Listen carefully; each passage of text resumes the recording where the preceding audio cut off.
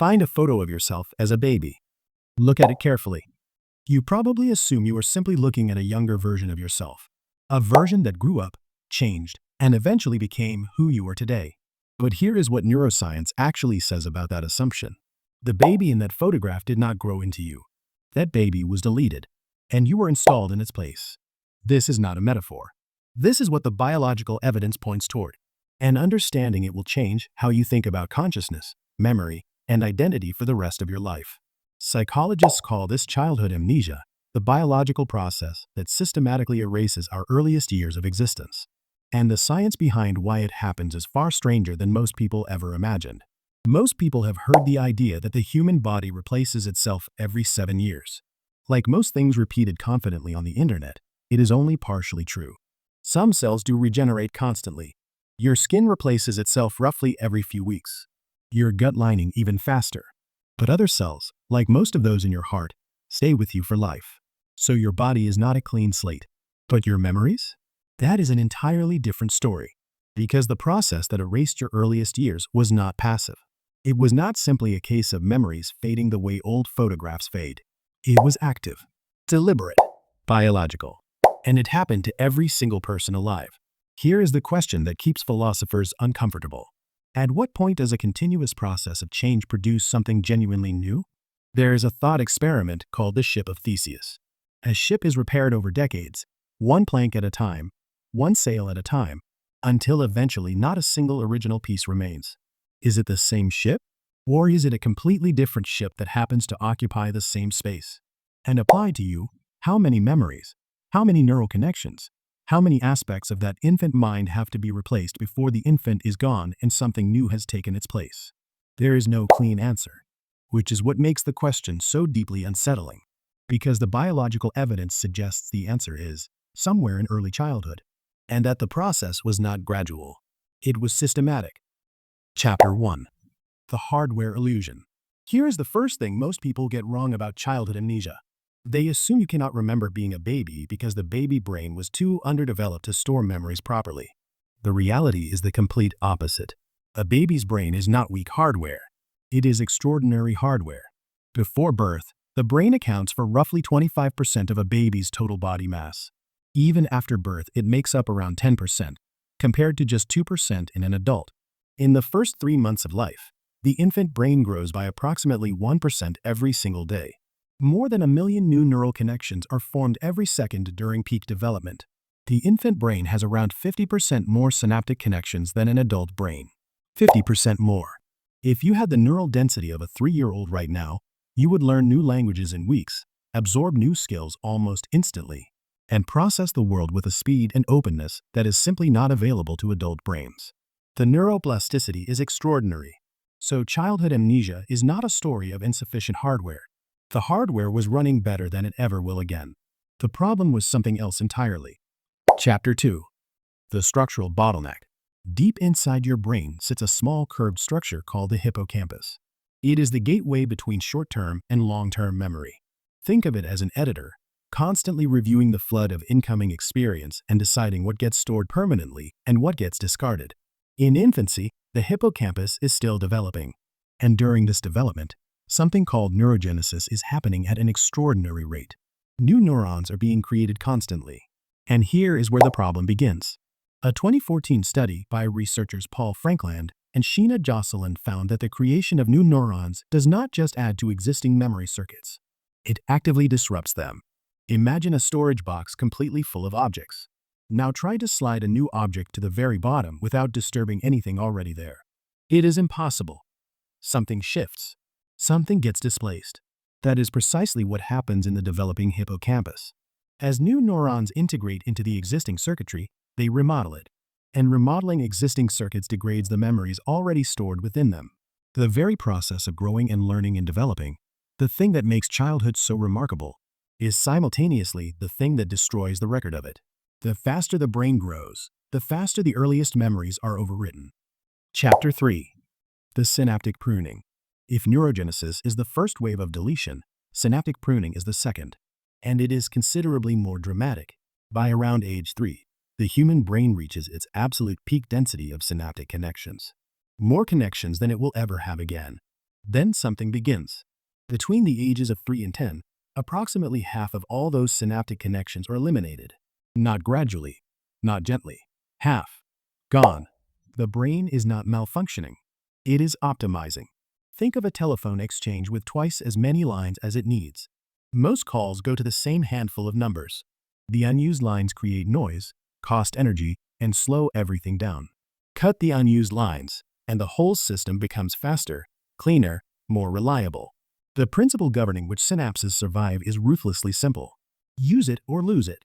The connections you activate regularly, through repeated experience, through practiced skills, through frequently visited memories, are reinforced and strengthened. The connections that go unused simply dissolve, which means the memories you carry forward from childhood are not necessarily the most important ones. They are simply the ones that happen to be rehearsed often enough to survive the call. Everything else, the texture of your earliest experiences, the feeling of your first years of consciousness, was considered redundant by a brain that had no room for everything. And unlike most losses, you will never know exactly what you lost, because the very capacity to access it was part of what was pruned. Chapter 4. The self that did not exist yet. But there is something even more fundamental than neurogenesis or synaptic pruning. Something that may be the deepest reason of all why those earliest years cannot be remembered. The self that would do the remembering did not yet exist. In 1970, psychologist Gordon Gallup developed an elegant test of self-awareness. He reasoned that an animal, or a human, with a genuine sense of self would recognize their own reflection. The test involves placing a small mark somewhere on a subject's body that they cannot see directly, then presenting them with a mirror. If the subject reaches for the mark on their own body, rather than toward the mirror, it suggests they understand that the reflection represents themselves. Babies in the first 12 months of life almost universally fail this test. They do not reach for their own forehead. They treat the reflection as another creature, a companion, a social playmate, not themselves, because the concept of themselves has not yet formed. It is only between 20 and 24 months that most children begin to recognize their own reflection reliably. And here is why this matters for memory. Autobiographical memory, the kind that creates a coherent personal history, requires a self to anchor it to. You cannot build a narrative of your life if there is no concept of self to be the narrator. So even the memories that were encoded in those earliest months had nowhere permanent to live. They were experiences without an experiencer, sensations without a self to claim them. Chapter 5. The language barrier. There is a further layer. Language does not just help us communicate memories.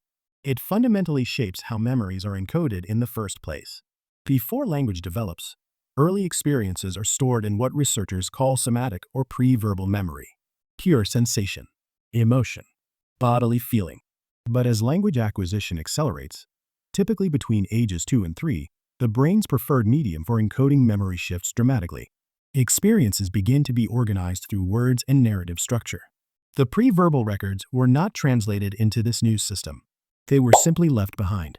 A 2002 study tested whether children who had acquired new vocabulary could use those new words to describe memories formed before they had that vocabulary. The findings were striking. Even when children had clearly acquired the words needed to describe an earlier experience, they did not use them to recall it. The memories encoded without language could not be retrieved through language. The format had changed and the original files were incompatible. In other words, learning to speak did not unlock the vault of pre-verbal experience. It simply rendered that vault permanently inaccessible. Chapter 6. The exceptions that prove the rule. You might be wondering about people with extraordinary memory. Those rare individuals who can recall virtually every day of their lives in vivid detail. A condition called Highly Superior Autobiographical Memory affects only a handful of documented individuals worldwide. People with this condition can tell you with remarkable accuracy what they were doing on any given date years ago, what they ate, what they wore, what was on the news. But here is the revealing part. Even among people with genuinely exceptional autobiographical memory, the earliest years of childhood remain inaccessible. Their detailed recall typically begins in late childhood. The infant years remain blank, which confirms something important. Childhood amnesia is not simply a matter of memory capacity or retrieval efficiency. It is the result of structural biological processes that operate independently of individual memory ability. No matter how powerful your memory system, the clearance mechanisms of early brain development operate beneath it. The deletion happens at a level that even extraordinary memory cannot reach. Chapter 7. the evolutionary logic. None of this is an accident. Every biological system has a reason. And the reason for childhood amnesia becomes clear when you understand what the brain is actually trying to accomplish. In infancy, the single most important quality a brain can have is plasticity. The ability to absorb, adapt, reshape itself in response to incoming information.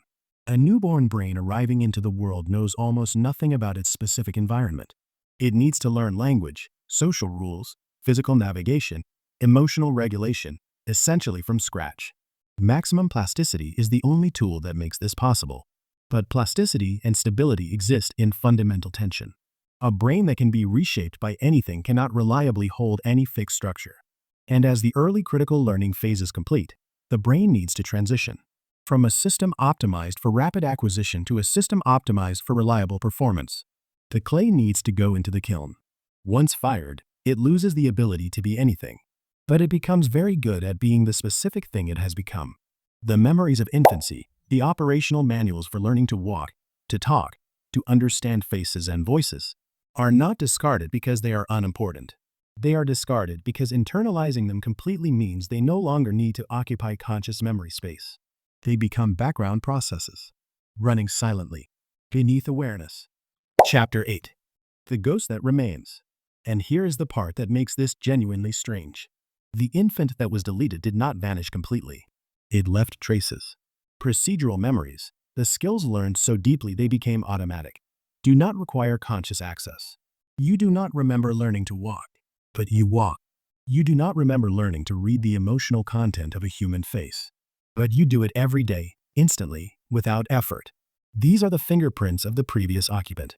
The actions and reactions that were encoded so deeply in those first years that no pruning process could fully reach them. Your inexplicable comfort in certain environments. Your irrational unease around certain sounds or textures. Your emotional responses that seem to arrive from nowhere. These are not random. They are ancient, rooted in a period of your life you cannot consciously access. The fire is gone, but the warmth it left behind is still there, shaping you every day, without your knowledge. So who are you, really? Think about it this way.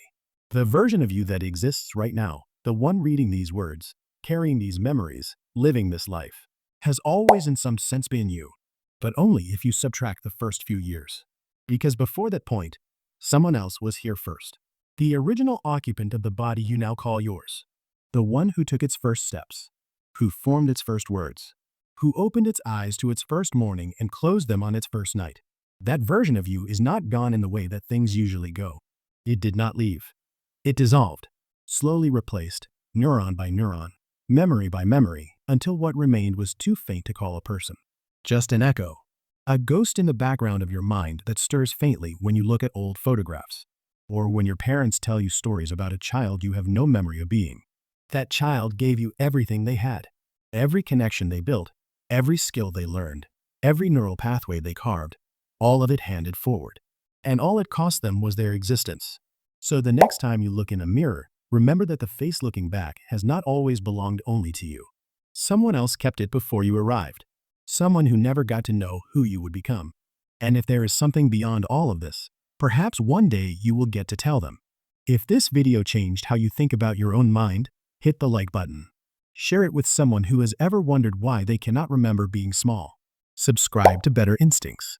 Because on this channel, we are just getting started on the brain, evolution, and the biology of what makes us human. See you then.